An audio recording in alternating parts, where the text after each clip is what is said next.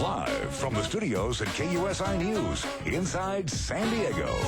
Plus, how to say anything to anybody. A communications expert shares tips on how to make a good toast, a good speech, and more importantly, what not to say. Sorry, the mic's not working.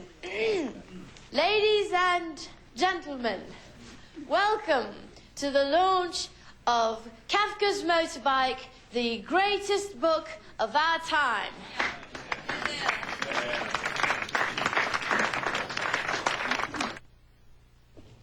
All right, well, now that we've seen what a bad toast is, what is a good toast and what makes a good speech, a good introduction?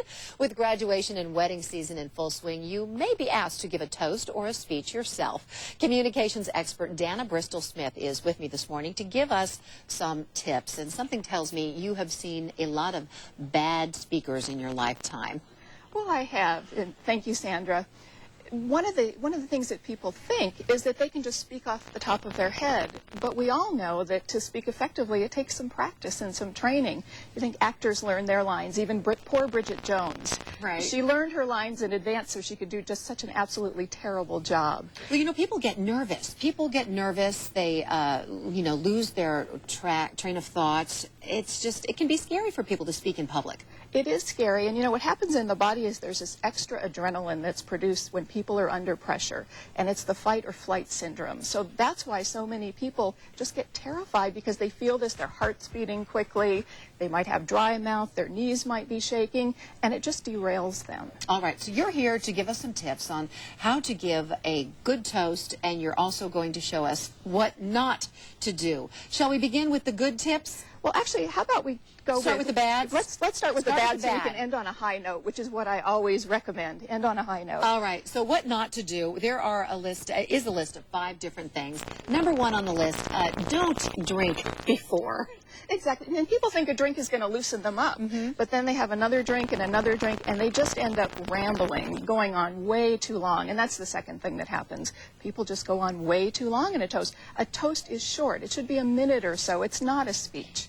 It's just a toast. Making it personal, that's not a good idea either, you say. Right, making it personal about me, and we saw Hugh Grant and Bridget Jones do that too. They got so much into their own story that it took the attention off of the person or occasion that was being toasted. And never put somebody down. Yes, and you might just think that you're being funny, and it's just a little barb, but it can really be taken the wrong way. And as you said, making it about you is never a good idea. Right. All right. How to do it well, how to do it right. Give us some tips on that. Okay, stand where everybody can see you and raise your glass. Okay, so can I do it now? Absolutely. And I would actually like to propose a toast to our viewers. And the toast is, hi, I'm Dana Bristol-Smith with Speak for Success, and I'm here to raise my glass to you. Because sometime this summer, you're going to have a special occasion. You're going to have an opportunity to stand in front of loved ones and say something special that touches people's hearts. And we all know how difficult it can be for public speaking. It's many people's greatest fear. So I propose a toast to you. May you have the courage and the confidence to speak clear and touch the hearts and minds of all of those you hold dear. To you. Cheers. Cheers. I'm all for that. You have to drink the Martinellis. Yes, you have to drink the Martinellis. That's part of the requirement. All right, so what trips people out? How do you not become nervous? Well, practice and trying it out on a colleague or two, trying it out with your family, having a rehearsal session so you know these words are going to come out of your mouth all right.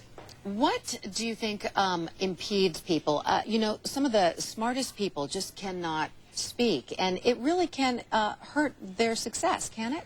Well, absolutely it can hurt their success, and I often work with technical professionals, PhD scientists, and these people are so brilliant, and you think of all the years that it took them to learn and acquire all of this knowledge, but how many years did they spend learning how to effectively communicate? Usually it's 0, maybe 1 semester course in college. So they haven't put the emphasis on communication, just on building their expertise. So they need training in order to bring that expertise out so other people can understand how brilliant they are. Now, you provide seminars. You help people become more eloquent speakers. I do. My company's called Speak for Success, and companies bring me in. I'll be working this month, actually, with mailboxes, etc. They're having a convention for all of their franchisees to come, and they want all of their employees that are going to be on stage to do it with confidence and do it professionally, and they're willing to make an investment in time to help their people succeed. Dana Bristol-Smith, thank you so much. Thank you for the lovely toast for our viewers. And for more information about Dana and how you can learn to speak more eloquently, you can go to KUSI.com. Thank you, Sandra, and here's to you. Thank you very much. Enjoy your day. Thank you. Cheers. Cheers.